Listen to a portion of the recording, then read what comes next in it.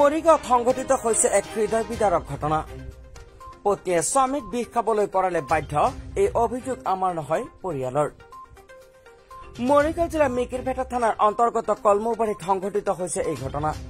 ঘটনাৰ বিৱৰণী অনুসৰি যোৱা মঙলবাৰে স্বামী আৰু পত্নীৰ মাজত এক কাজিয়া কেন্দ্ৰ কৰি পত্নীয়ে স্বামীক বিষ খাবলৈ জোৰ কৰিছিল। লগতে যদি স্বামীয়ে বিষ নাখায় তেন্তে পত্নীয়ে নিজৰ সন্তানৰ লগতে নিজেও খাই মৰিম বুলি স্বামীক ভাবুকি দিছিল।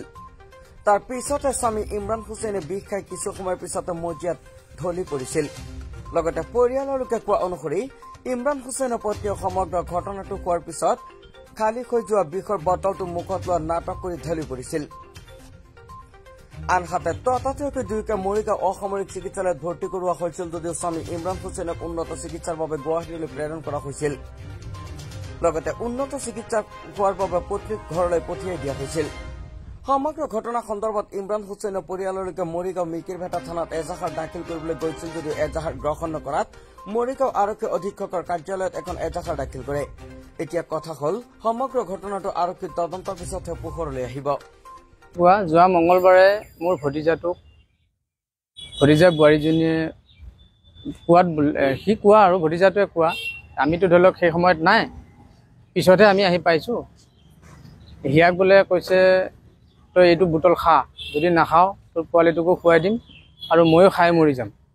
যদি তই এইটো কাম নকৰ তেতিয়াহ'লে মই নিজেও খাম, পোৱালিটোকো খুৱাই মাৰি দিম আৰু তোৰ পৰিয়াল ফচাম। কোনে কৈছিলে? ভতিজা বোৱাৰীজনীয়ে ভতিজাটোক কৈছিলে। নাম কি? ইমৰান হুছেইনক। কোনে কৈছিলে? আচাৰুণ বেগমে। কি নাম? আচাৰুণ বেগম। কিন্তু এই কাজিয়াখন সিহঁতৰ মাজত প্ৰায় আজি 1-1.5 বছৰমানৰ পৰা এইটো ঘটিয়ে আছে, কিন্তু আমাক প্ৰকাশ কৰা নাই।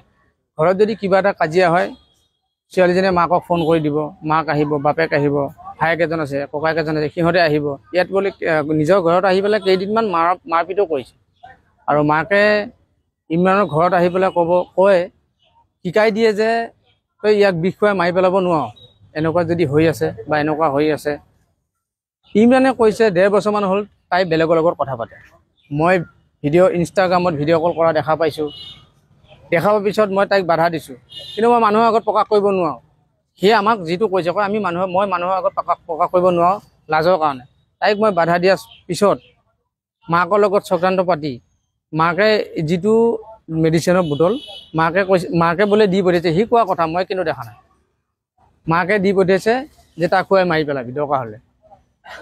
যেতিয়া মই তাইক বাধা দিওঁ তেতিয়া তাই মোক এইটো চক্ৰান্ত পাতি পেলাই কৈছে তই এইখিনি খা, নহ'লে তোৰ পোৱালিটোকো খুৱাম, ময়ো খাম, খাই মৰি যাম, তহঁতৰ গোটেই পৰিয়াল ফচাম। সি ঘৰ ভলুকাগুৰি। হয়। তাৰপিছত থানা মিকিৰভেটা থানা। তাৰপিছত সি উপায় নাপায় কৈছে আজি এজাহাৰ দিব আহিছিলোঁ।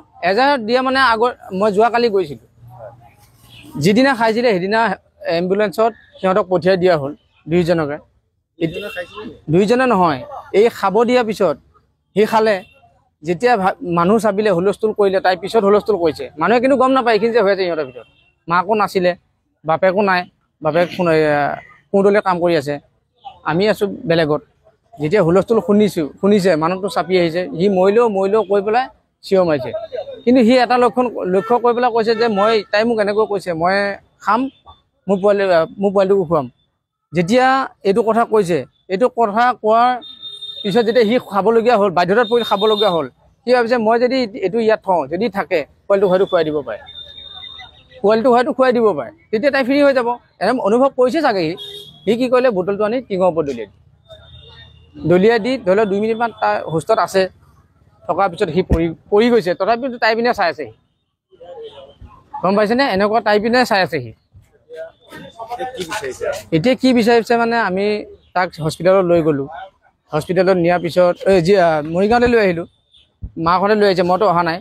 আনোতে মাকে কৈছে ইয়াক গুৰি মাৰিম, চুলি টানিম, 108তে কৈছে।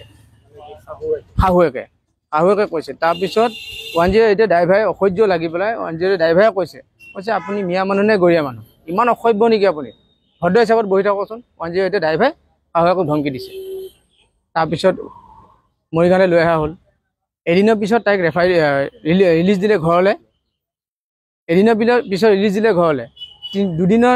দিনৰ পিছত দুদিনৰ পিছত আছিলে নেকি ৰেফাৰ কৰিলে তাক গুৱাহাটীলৈ তাই ঘৰলৈ তাৰ মাক বাপেক ভাই ককাই গোটেইখিনি আহি তাইক লৈ গুচি গ'ল সিহঁতে এজন মানুহে নক'লে যে সিহঁতৰ দুটা কিবা হৈছে যদি আমি নাজানো কিবা আছে নাছেতো আমি গম নাপাওঁ সিহঁতে কিন্তু এজন মানুহ আমাৰ লগত বিশেষকৈ যাব লাগিছিল যোৱা নাই আমি তাক লৈ গ'লোঁ ঘৰলৈ লৈ গ'লোঁ ঘৰত নি পইচা পাতি যোগাৰ কৰি আমি পিছদিনা সেইদিনা ৰাতি সন্ধিয়া প্ৰায় 7মান বজাত আমি গুৱাহাটী GMC লৈ গ'লোঁ গুৱাহাটী GMC 3 দিন ৰাখিলোঁ 3 দিন ৰখাৰ পিছত যেতিয়া বমি কৰিছে বমিৰ লগত ব্লাড ওলাইছে ব্লাডৰ লগত মাংস টুকুৰা ওলাইছে বমি কি আৰু ব্লাড আৰু মাংস টুকুৰাহে ওলাইছে এনেকুৱা চিটুৱেশ্যন গম পাইছেনে যেতিয়া ডক্টৰে ডিক্লেয়াৰ দিছে নাবাচিব গতিকে তোমালোকে লৈ যোৱাগৈ নহ'লে কি কৰা নিলেও নিয়া থৈ ৰাখিলেও ৰাখা